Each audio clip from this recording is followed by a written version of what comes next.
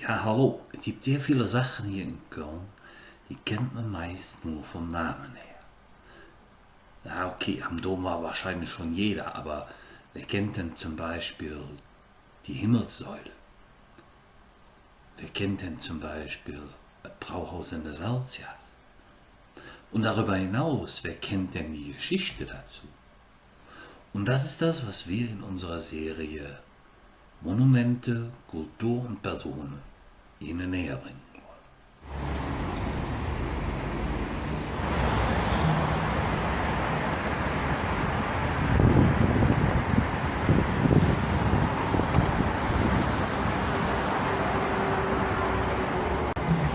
Hallo zusammen, ich freue mich, dass Sie sich wieder eingefunden haben zu einer neuen Folge von Monumente, Kultur und Personen. Der Ort, an dem ich mich heute befinde, ist eigentlich schon ein Monument selber an sich.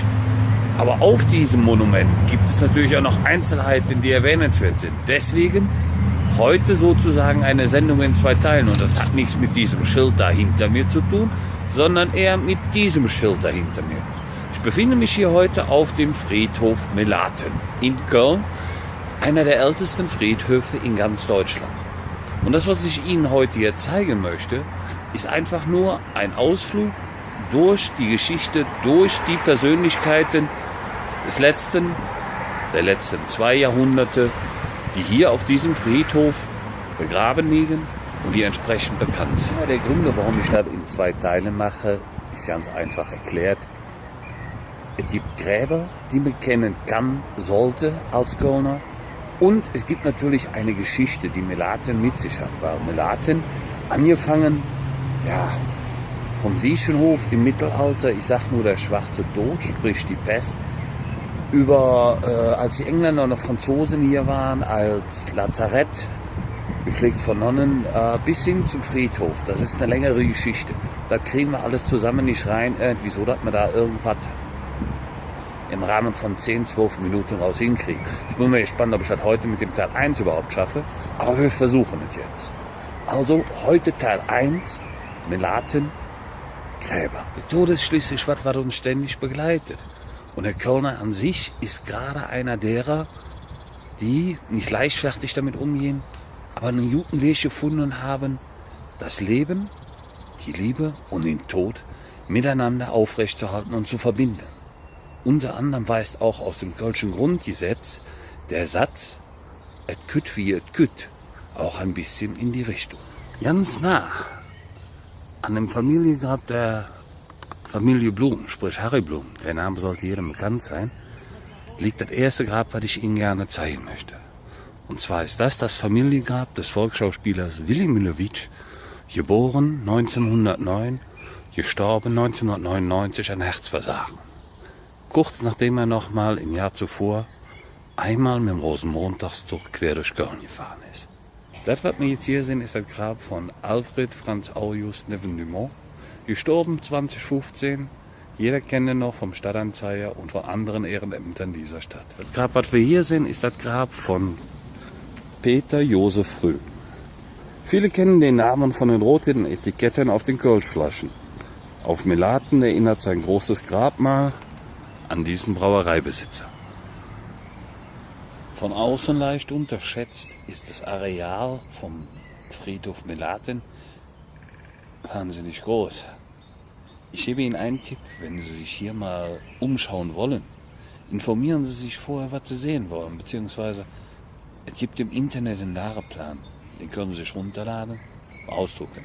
Dort finden Sie die ganzen Gräber, die ich Ihnen heute gezeigt habe, unter anderem auch vermerkt. Auf einem Grabstein würdigt die Stadt Köln die Verdienste von Josef Haubrich. Geboren 1889, gestorben 1961, der mit seiner Stiftung Haubrich 1946 an die Stadt den Grundstock für die moderne Abteilung des Wallraf-Richartz-Museums legte. Bemerkenswert ist auch, diesen finden wir kurz hinter der Grabstätte von Willy Millowitsch. Und jetzt lesen Sie mal, mit wem der Herr Haubrich verheiratet war. Hier in diesem Grab liegt ein Schriftsteller, der hier in Deutschland einer der bekanntesten und berühmtesten war und die höchsten Auflagezahlen überhaupt hatte. Heinz Günther Gonsalek. Geboren 1921, gestorben 1999. Etwas, an dem man leicht vorbeigehen kann oder vielleicht auch ein wenig erstaunt guckt, ist dieses Monument. Und ja, es ist ein Grabstein. Und zwar der Grabstein des Gewerkschaftsführers Hans Böckler. Geboren 1875, gestorben 1951. Diesen wird hier mit einem großen Zahnrad gedacht, also dem Gewerkschaftssymbol. An dieser Stelle findet sich das Grab, Familiengrab, von Norbert Boje, ehemaliger Oberbürgermeister der Stadt Köln von 1980 bis 1999. Geboren 1932 und gestorben 2012. Hier haben wir das Grab von Hans-Gert Kierdorf. Geboren 1939, gestorben 2014. Ein Karnevalist par excellence, in mehreren Garden dieser Stadt, ehrenamtlich General. Was zeige ich Ihnen mal jetzt? Eines der jüngsten Gräber hier auf Melaten ist das des ehemaligen Politikers Guido Westerwelle.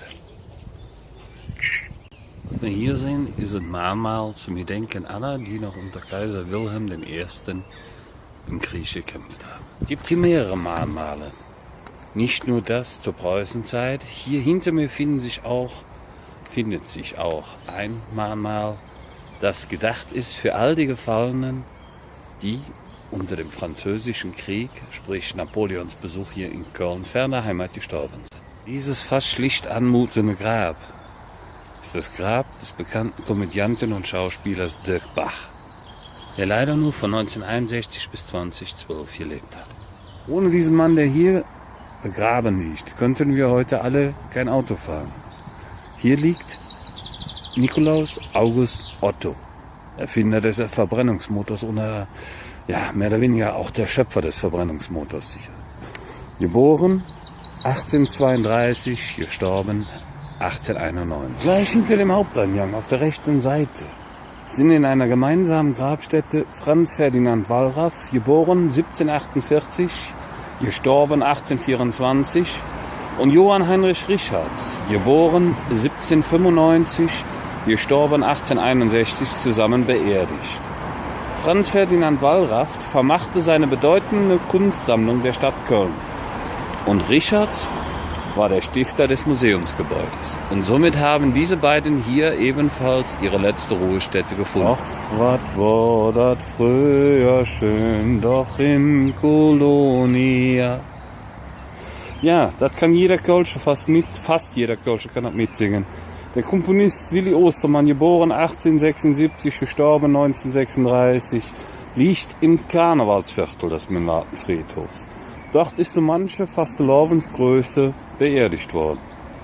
Ostermanns Grabstein ist mit einem Medaillon geschmückt, das Ostermann im Profil zeigt, und nicht zu vergessen, hier liegt der Willi mit seiner Käthe. Und so gucken beide von oben auf uns runter. Ein weiterer Bekannter aus dem Kölner Karneval ist Günter Eilemann. Viele kennen ihn noch vom Eilemann-Trio, geboren 1923, gestorben 2015. Hier auf Melaten zu wandeln, das ist wie ein Wandeln durch Geschichte. Das ist wie ein Wandeln zwischen Persönlichkeiten, von denen man immer schon mal gehört hat. Das ist wie ein Wandeln unter denen, die nicht mehr unter uns sind. Ich hoffe, Sie hatten heute ein wenig Spaß, Interesse und Freude daran. Und ich kann Ihnen echt nur empfehlen, buchen Sie sich mal eine Rundführung über Melaten. Denn das, was ich Ihnen heute gezeigt habe, war nur ein Teil dessen, was man hier zu sehen und zu hören bekommt.